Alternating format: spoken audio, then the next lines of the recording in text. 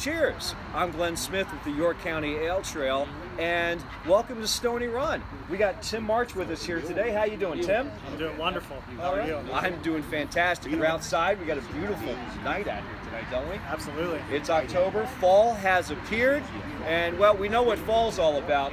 It's about, what was it, the pumpkin spice latte? Pumpkin spice latte. No, it's not about pumpkin spice latte. We don't care about pumpkin spice latte. What we care about is pumpkin beer. So we got a pumpkin beer here today. So cheers. Cheers. What do we got? So this is our Rum PA Pumpkin. Ooh, and there's something on the lid here. What do we got?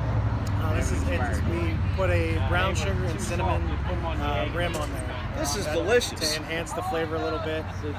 It's a pumpkin beer, and we age it on Rum barrels. Rum barrels. I'm liking it already. Well, we're going to have a little fun here today as we talk about it. So I brought some pumpkins. I got a pumpkin for you, and I got a pumpkin for me. We're going to carve these things. And hopefully, do you have insurance? I do. Okay, I'm a little nervous about this. I know, we got knives. They don't usually give me sharp objects. So fortunately, this is my first beer. Is this your first beer? Yes. Okay, good. So we should be safe here, I'm hoping. So we're going to start cutting these things, and you can check back later to see what our pumpkins look like. So we're going to have a little competition. You can let us know whose pumpkin turns out better. Yeah, well, that's probably going to be the case. So as we get through this, so you're telling me this thing has got rum barrel aging in it. Is that what happened? That's correct, yeah. So where are you guys getting your rum barrels from? So I'd have to ask my dad where he got them from. But we actually do it a little bit differently. Then we actually chip up the barrels and put them directly into the beer. Fantastic. So that gives it a little bit more surface area, and it gives it a little bit more flavor. You can actually do it a little bit more. I love it. Plus, it saves space. You know, if anybody's ever been here, they know we're a bit limited on space. One of the smaller breweries around, but small but mighty. You know. Absolutely, that's right. So I like the fact that we're using chips, and the reason is, like you said, is surface area, and it's always amazing to me how much science is involved in beer. And I don't think I ever asked you what is your background. So I actually I went to Penn State for business. And we are. And I actually. What was that? We are. There you go. Okay. And there we go. Almost cut myself. And I actually worked for an automation company before this. I did robotics and automation. Did some software and coding and things like that. So I've got a little bit different background, but I always loved science, and I always was very interested in the scientific aspect of brewing. So. Okay, well, we're open. All right, good. So this is a pumpkin ale, right? Correct. Okay, yep. So did you guys actually take a pumpkin, cut it up, and throw it in the beer? We used pumpkin puree. So I mean, it was already it's fresh pumpkin, but it's pureed up. We used, I think it was about 20 cans of it. 20 cans. Yes. It's a lot of pumpkin. There's a lot of leftover pumpkin. Wow. So, yep. We do it as fresh as possible, and we like to make it. It helps. The freshness helps with that end product too.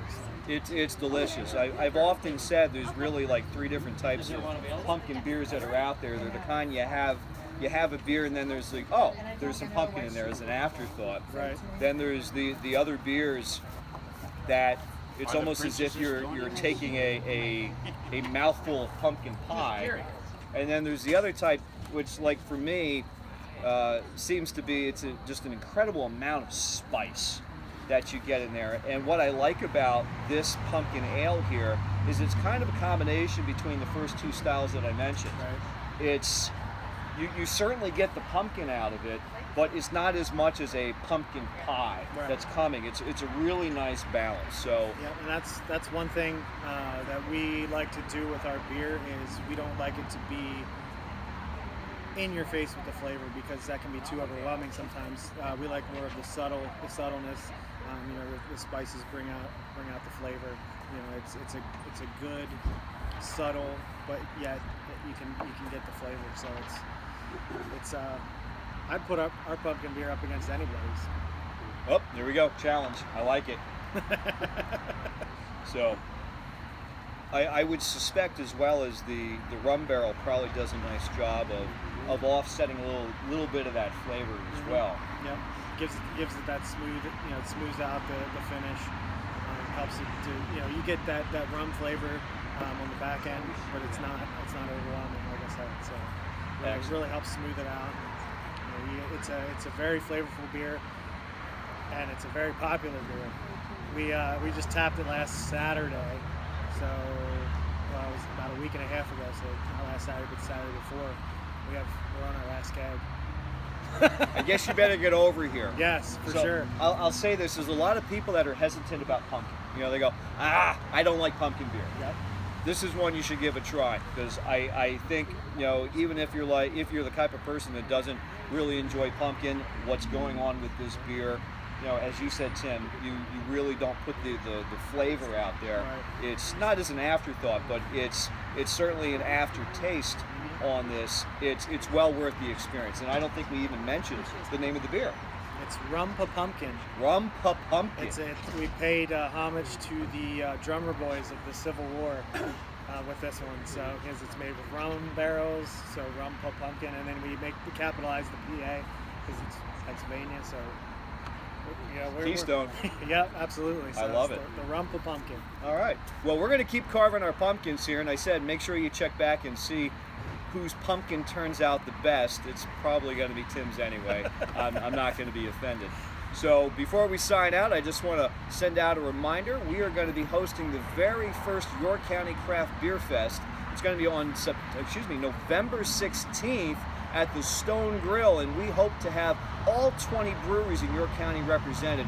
42 taps, nothing but York County beer. Come on out. There are no tickets. You pay as you drink, live music, giveaways, nothing but the York County's finest beers. So Tim, thanks for joining me. Absolutely. Cheers. Cheers. And happy fall. Cheers.